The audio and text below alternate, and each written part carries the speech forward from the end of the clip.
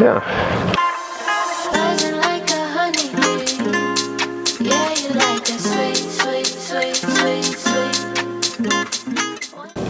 Today, I'm going to be painting this big canvas that I think this one's like 8 feet by 6 feet. It's one of those that has to be seamed in the middle. I'll show you what I mean really quick. Seamed in the middle. So these are a total pain to do resin work on, because even though my dad does excellent work when he's building these canvases and really hides the seam extremely well, that line from the seam always seems to show up when I do resin work over it. Unless I do a billion layers, which that's a lot of layers. So we're gonna do something a little different today with that. We're actually going to hide it by adding additional texture to it so it seems more intentional. And that way it won't be just like one really hard line that catches your eye. So right now I'm just trying to find out which bucket I'm gonna be using. I'm just gonna do like a black and white base coat, and I'm also gonna be using Floetrol on this one. I don't think we've talked about Floetrol in previous videos. Floetrol is used for eliminating roller marks when painting houses for interior and exterior paint. I think they just add a little bit to paint to get rid of the roller marks. I use it for all sorts of different things, but really it's like a mixing additive. And as the name might suggest, Floetrol helps paint flow a little bit more. And yeah, this is the stuff though. You can buy it at Home Depot, Lowe's, anywhere really, home improvement stores. Anyway, so essentially it's great for watercolor. That's what I use with it. Like I'll use whatever type of paint I'm going to use, whether it be acrylic or latex paint, and then add some Floetrol, add some water in whatever ratio you choose. Just kind of play around with it, see what you get, and swirl some colors together. But today I'm really only working with black and white, so it's going to be probably a lot of gray tones. We're about to find out though. And I've got a big old bucket of white paint somewhere around here. Here it is. Oh. Typically we just use this to prime our canvases. But today I'll actually be painting with it. This canvas that I'm painting on too, it's a little bit beat up. It's got some resin, some cured resin in some spots like this, some high spots. But here we go. I don't know if this roller is really moving around much, but it'll still get the job done, moving around some paint. One thing I don't want to do is sling paint all over my finished work in here. I really should get some of this artwork up off the ground. So that's on the to-do list. Can't do everything, even though I want to. A lot of days, I'm just all over the place. I want to do like a million different things all at the same time, and it's just not possible. I think that's the ADD crap coming through, but I don't know. Today, I would say we've been pretty productive for the most part. You know, in one of our last videos, I made the announcement that our new book, The Entrepreneur's Blueprint, is out and available now, and shared the link down in the description. And we've gotten a lot of messages saying that people are having problems checking out and using the payment processor link. So if you're having that problem, please let us know. And but just be patient with us, because we got people working on it as we speak, and hopefully it'll get resolved. But yeah, if you want to learn the business of art and not just the art of art, go get your copy of the book. Go check it out. This is some like really high-tech stuff right here. You notice that? It's technique. This is super high-tech stuff right here. As you can tell, I am really paying attention to detail. All right, I'd say this brush is probably on its last leg, but probably still be able to get a couple more a couple more canvases primed out of it. But my favorite, again, is just finger painting. Moving this stuff around with your hands. Let's just do this. But I do think getting our camera set up, so like we're gonna need an HDMI recorder. We're gonna need a mount. I forget what it's called, I can find out. It's a specific mount, projector mount, essentially. They make 4 cameras. And this way, like you never have to change out the memory card. You never have to change the battery. It stays hardwired and it stays plugged in. The HDMI recorder, essentially, like it's got an HDMI cable on it, right? That HDMI cable goes to the HDMI recorder. That's where the SD card's located. So I think it would be cool to get a shitload of footage if we did that from a really cool angle. And yeah. All right, so this thing's pretty much primed. It's like dirty primed. Basically gonna be mixing up black and white. Probably be thrown in a little bit of water. So let's get like a small batch and mix up. Let's mix it up, literally. A little bit of Floetrol. Where'd that black paint go? A little bit of this black paint. And then, just for some fun, let's add in a little bit of water and see what it does. Get one of our stir sticks, stir it up. Yeah, like it looks gray right now, like a dark gray. And it's gonna be cool though. As a matter of fact, I am just gonna go ahead and mix a bunch of this stuff in here. Basically, and it's coming quick. Which way are you doing? I don't know yet. It's 4 old buckets. Probably gonna slosh it that way if you're wanting to relocate. And then I'm actually gonna do the same thing here. I'm gonna pour in a bunch of white paint. I'm gonna take it, mix in some of this Floetrol. Probably just mix in the whole thing, right? Just because I can. Because I can. Mix in all this water too. Somebody's texting me.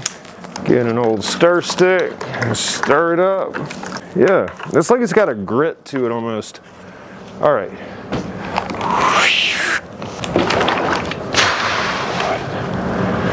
Yeah. I really like this stuff. It's like different from the rest, you know? And you see like all this crazy gritty texture that's in it. I think it's cool. What do you think? Same thing with Floetrol. If you buy this stuff by the gallon, it's actually not too bad. I think it's around 15, maybe 20 bucks. Again, I don't know, something like that. And I'm gonna grab a little more water. Let's see, where's that silver spray paint? That's gold. There's some silver, a little bit of silver. Yeah, I'm gonna go that way with it. All right. Woo! Well, try to save some of this product. Didn't make it on the canvas. It does look like cookies and cream. Nah. I mean, it could be milk and cookies. Nah. A little more of this stuff. I mean, whew. Yeah, this stuff is stinky, right? I mean, it's like really bad. Woo! Now this stuff's gonna look a lot more gray because there's less black paint in it. So, come on, it don't wanna do what I want it to do. Right, now, and that is the reason right there that I'm not getting my deposit back. That.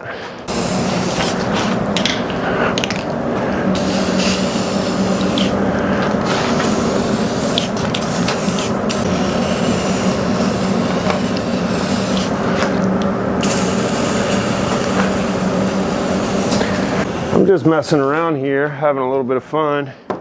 I'm about to tilt it up, see what happens. Yeah, and I think I'm gonna go that way with it, or that way. I don't want to go too far with it though. Honestly, it doesn't want to move really, does it?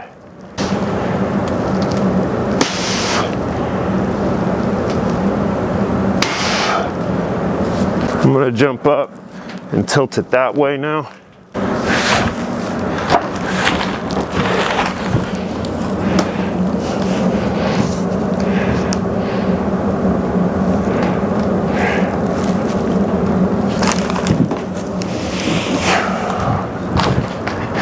honestly, I think it's pretty cool just like that, you know?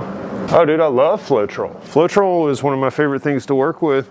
Anyway, it's a super versatile substance, but, you know, play around with it, experiment with it.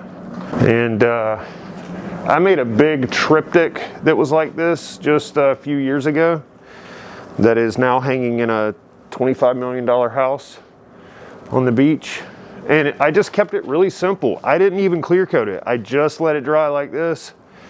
And it is a really nice, sexy piece. But I've always liked black and white, you know? Black and white art. It's bold and dramatic, yet simple, minimalist, classic. It's timeless, you know? That's the thing about black and white paintings. Like, never go out of style. But, you know, the hardest part for me is leaving it alone. Remembering just to, like, not touch it. That's hard for me. It's really hard. But, yeah, I think I'm gonna leave that one alone. Now we're gonna work on this one. And I'll probably go back and do a layer on this one tomorrow too.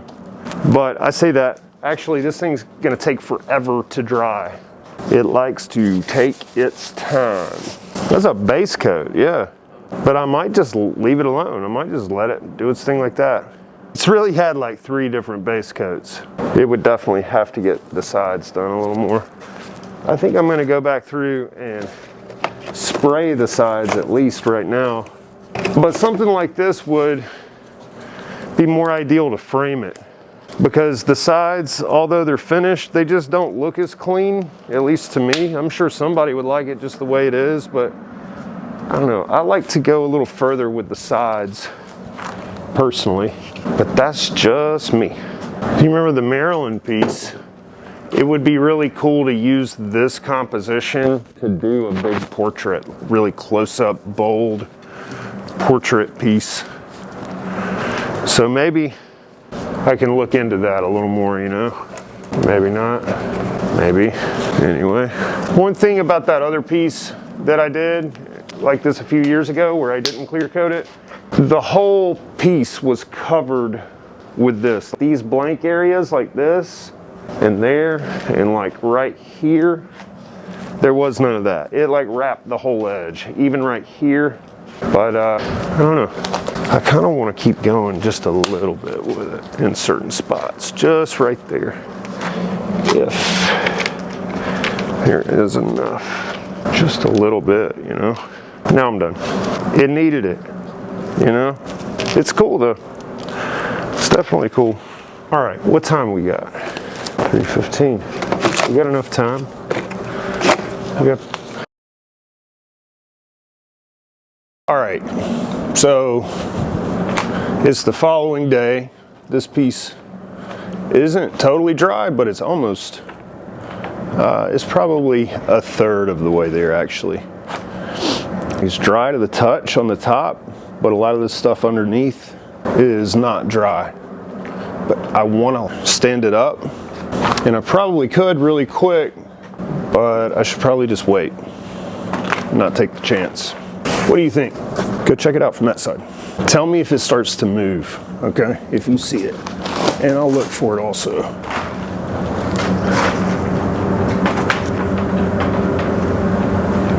Yeah. You see it? Yeah. Woo! Yeah, those lines came out quick. Even up top. Shouldn't have done that. It's kind of just like gliding back. You see it? Yeah. Just leave it alone. I do really like this piece. I thought I was gonna do another layer, but I don't think I'm gonna decide that yet until it's totally dry. I think that like straightened it out. It's so weird. Did you see how it crinkled up? And now it's uncrinkled. It's awesome. So yeah, these things take about really 10 days to dry completely. I say that. We'll see how long it takes to dry. They're all a little different depending on how much water you put in, the mix and everything else. Somebody asked in the last video why we use so many gloves. And I remember when I didn't use a lot of gloves, what that looked like. And my whole life was way stickier. Like, I don't know if you have sticky stuff on your hands already, depending on how much stuff you touch without thinking about it. I don't know, resin just gets everywhere. So having clean hands and clean gloves, it's a necessity, it's worth the investment. I don't like to leave it on my skin for very long either. That's just me. What color should I grab for this? Oh yeah, and on this piece from yesterday, we switched gears. We're gonna go with... Oh, you moved it? Huh? I didn't know the camera was up here. Well, damn. I'm gonna stop it and then play it again, okay? Make sure it's centered up. Centered up. The video is gonna shift a little bit. Okie doke. Plus, I gotta get this really set up. Let's do this. Can you help me move this painting over a little bit? We got some more buckets. So now we don't have to try to find one that's not sticky. All right, I'm gonna use art resin on this one. This is a piece that I started working on probably about 6 months ago, 7 months ago. And it just needs one more layer. It's not done yet. It could be done, but you know, that's how it goes. But I think I'm gonna keep making it brighter. I wanna try some of these other colors. I think I'm gonna try to stay away from red on this one.